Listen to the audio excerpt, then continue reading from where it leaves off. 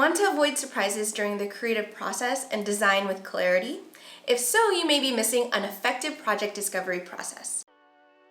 Welcome back to my channel, and if you're new here, hi, my name is Jenny. I help creatives organize their tasks and ideas so that they can achieve greater clarity, efficiency, and confidence in sharing their work. I was recently asked by one of my Instagram followers, Mariana, about my project discovery process and how I approach it. The project discovery process is the critical first phase in a design project that helps you uncover the purpose and goals with your client. This phase is all about understanding the problem you're trying to solve and the people that you're trying to solve it for. The project discovery process starts when I've made contact with a prospective customer, also known as a lead, and it ends when I deliver the full scope to them as a client. So let's get to work. The very first step in this project discovery process is when I've made contact with an individual person in one of the following ways. Either a direct message on Instagram, someone sends a contact request sent via Notion's consultant directory, a submission via my contact form located on my website, or an email. Now, depending on which channel in which we're communicating and how much information they've already provided, I have an opportunity to follow up with more questions. For example, an Instagram DM asking about whether they'd be a good fit for my coaching program would make it really easy for me to ask, what have you tried before that hasn't worked? And that helps me so that I can learn if I have a specific solution that I could offer, or that whatever they've tried is too in alignment with what I've done, so it just makes the conversation a heck of a lot easier. Some questions that I ask within this step are, does this project fall in the services that I want to create more of? Just because someone might know me from a service that I might have offered in the past, maybe that's not what I want to do more of, so I don't want to take on more projects if that's not within what I want to do. Another question that I ask is, am I capable of achieving what is necessary for a successful project with my current course load? And that's something that we often struggle with, is figuring out whether or not something that we want to take on might impact the quality in which we can deliver with the things that we've already committed to. And one of the last questions that I ask is, does this align with my own business goals?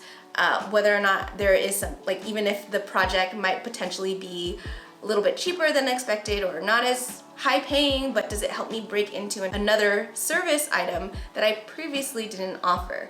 So with all of the information the person has shared with me at this point, this would tell me whether or not they would be a good fit, and if they are, then I would invite them to book the next step, which is a one-on-one discovery call. Now, this is a 30-minute call held on Zoom for us to not only discuss more of the project details, but also meet and see if we would communicate well with each other, if we would work well together. Prior to this, I organize everything that I know into a starting project scope, and I use this time on the call to ask questions about things I either need more clarity on or highlight potential risks with their asks. So for example, a client of mine originally reached out looking to use Notion to host a microsite. And in my head, I have only seen Notion websites formatted with a tool called SuperSo, and that's something that helps format Notion pages so that it's more designery or just formatted a little bit differently than the actual Notion tool.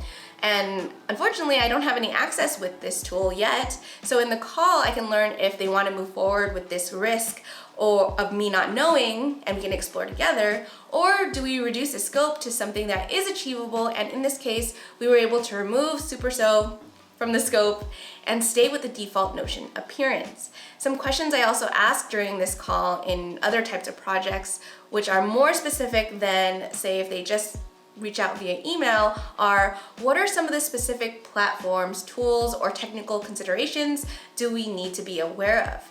Like, do we need to be aware of how Notion will talk to other tools or anything like that? Who are all of the stakeholders in this project? Because those people may potentially impact the timeline or impact the scope, and just knowing that we might need more feedback time in the timeline. Does this align with other initiatives or campaigns that can also impact how we approach this project? And what is the primary goal for this project? We might have learned about that on email, but I like hearing it again from the individual client, what their primary goal is, so that we can make sure that this is the main focus for all of the actions that we take. Once all the questions have been asked between myself and the person, I share the estimated timeline that I think would be needed to achieve the project, as well as the payment schedule. And if all of it looks good, I share the contract and the initial invoice. And after signing and receiving my first payment, that's when the person goes from just being a lead to a client. Woohoo! Yay! For some of the services where the work is mostly done for the client, such as my Notion workspace design, this first invoice is a minimum deposit to cover the next step of discovery or the very first step of the project, which is building and delivering the project scope. Now, this is where I receive all of the different assets or the content docs, the guidelines, everything that I will need to help me achieve the project and build the full project scope. Now, the main thing that I look for within these assets are for information and content that is consistent with our initial estimate and highlight if there is anything missing.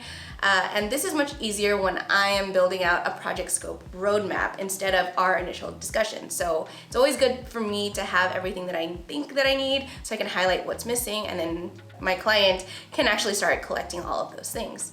And if I use the first example that we talked about using the microsite, the full scope would look like this. We would start off with these wireframes, and within the wireframe, it would include black and white sketches of the inner page structure, content sources from the original event webpage. The client brand guidelines are going to be needed after the wireframes are submitted.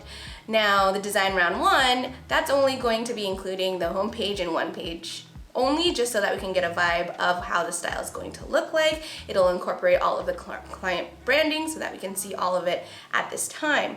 And in this project, design round 2 will include the remaining 7 pages, and it will also incorporate any feedback from design round 1. And design round 3 will also be featured as needed, but I wanted to include that in the timeline of how potentially it could go. And the final delivery will include migration of a full microsite to the client's Notion page.